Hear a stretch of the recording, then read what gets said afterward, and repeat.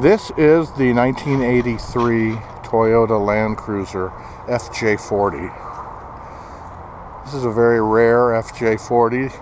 There were 300 imported to the United States in 1983, the final year for the FJ40 in the United States.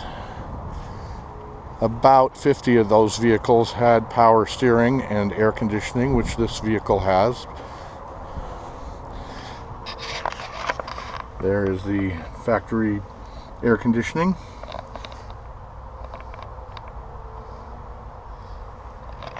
This Land Cruiser has 65,802 original miles on it.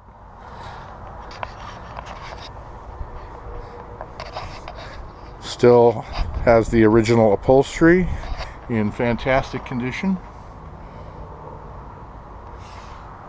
The original center console with the unobtainable center console ashtray.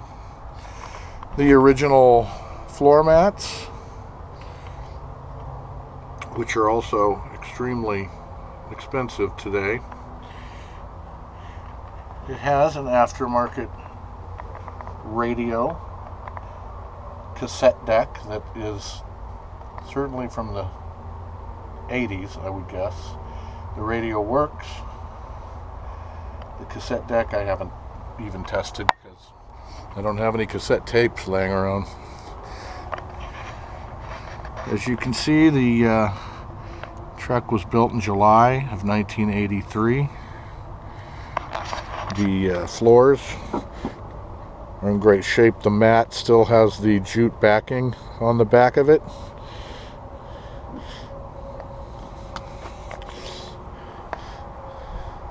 The truck has a factory pinstripe or a dealer applied pinstripe that's been on the truck for a long time. Most of the paint is original. There has been some paint work done on the rear quarters. The truck has 33 by 1050 BF Goodrich mud terrain tires on it. There is an HFS 4-inch lift. There is a Rough Country RS 9500 winch. The winch has a wireless remote and a wired remote.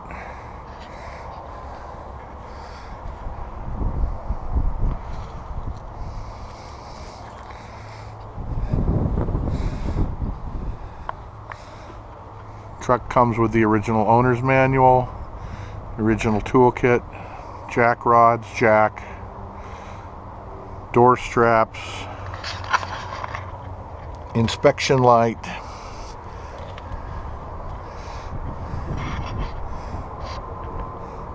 we did put a new headliner in this Land Cruiser. Let's take a look at the back.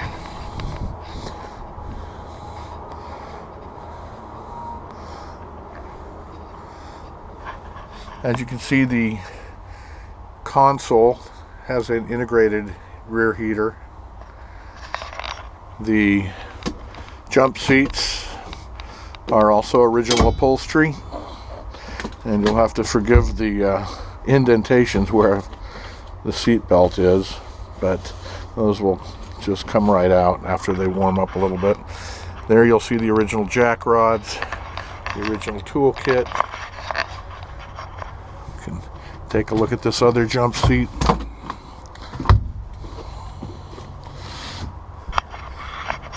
Pretty rare to find the original upholstery in any Land Cruiser, well, let alone an 83 with power steering and air conditioning. Makes this a pretty rare find. The rear floor is in great shape. Take a look at the passenger side floor.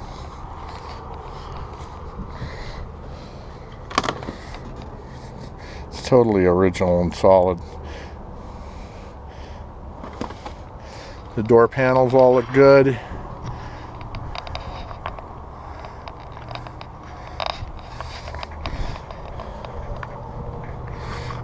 You'll find some parts that you don't often see on this truck, like these plastic protectors on the hinges.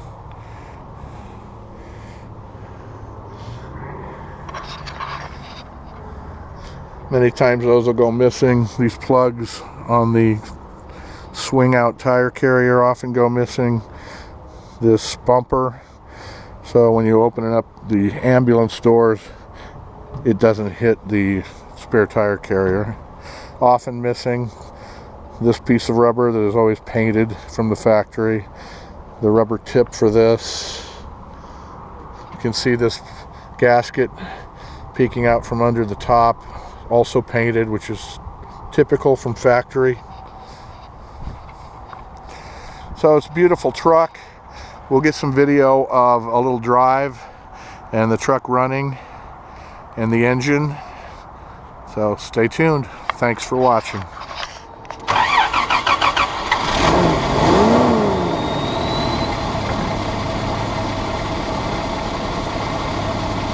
Here's the 2F original engine with all the emissions equipment in place and intact.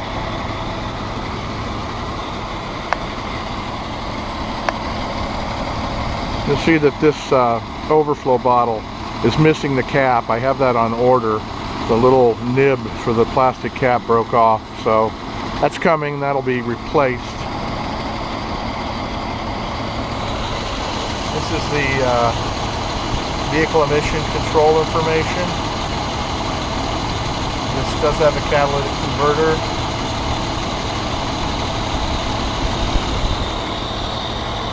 Over here you'll find the vacuum hose information. So the truck runs great and has really low miles on it. Let's take a peek underneath.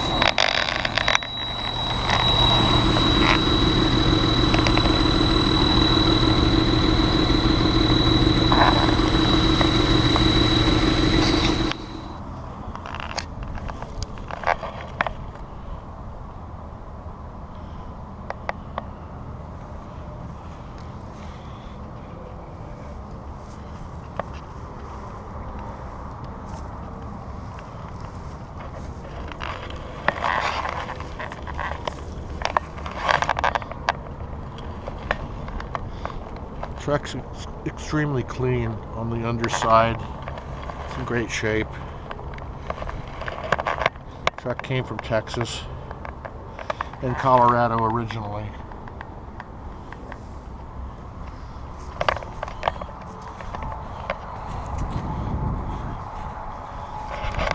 This is where you find the VIN number on the frame rail. And that VIN number will match the rest of the numbers on the truck.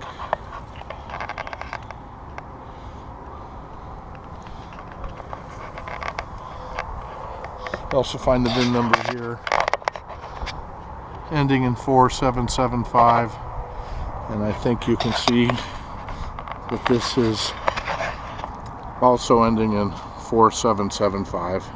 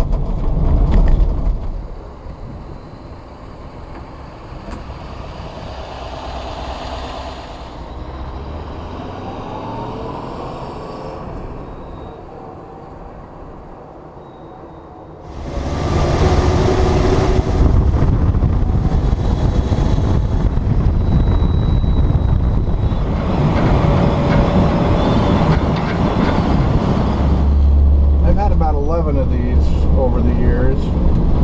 Many of them had higher miles, certainly. A couple had lower miles, but I'm always shocked that I can happen to find another one when I come across it. It's a great truck. A little construction here, we'll get to stop. I don't know what we're stopping for. I think they're blowing out the cracks.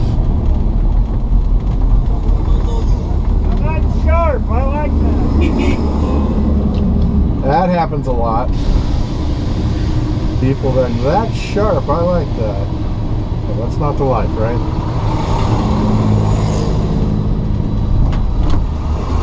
We're doing a little street repair here.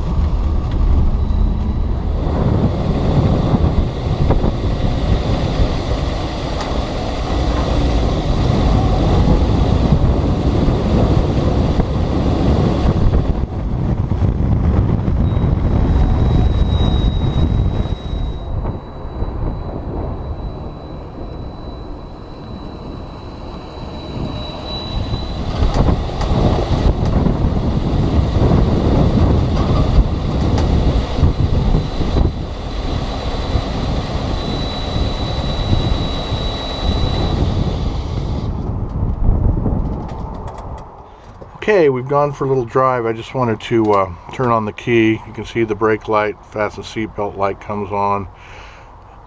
The choke light works when you pull it out. The windshield wipers work on both high and low speeds. I think I haven't really tried the washers. I can hear the motor going. I don't think there's any fluid in there, so I'll have to chase that down. You've got heater. You pull for fresh here, pull for warm here.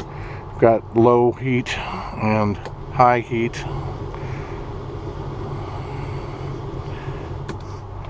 We'll just turn the headlights on.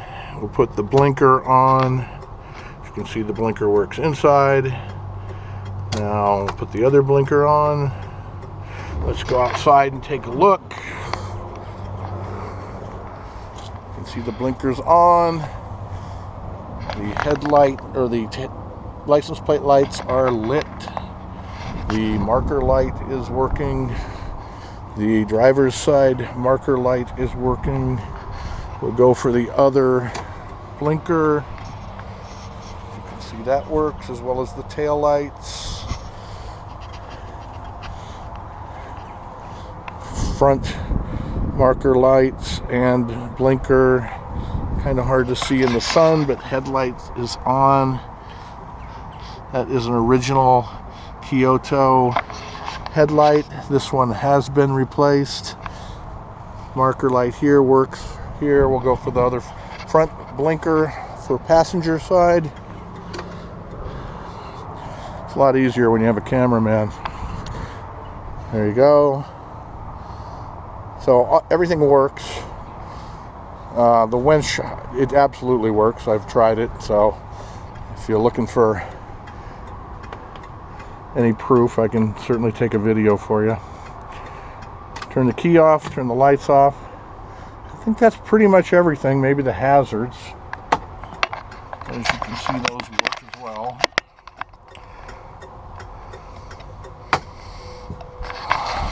I don't have a speaker hooked up to the radio, but my guess is you're going to want to replace the radio with something a little bit more contemporary. Oh, air conditioning.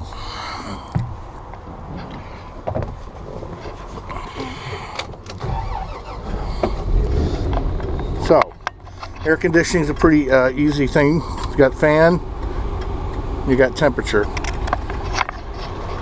Turn the heat off and the fan off here. So, everything works. Got the blinker still on. Oh, the horn.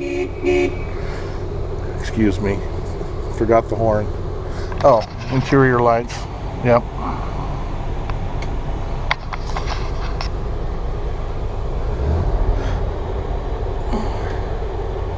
Okay, that's cooling down nice. Well, that's it. Thanks for watching.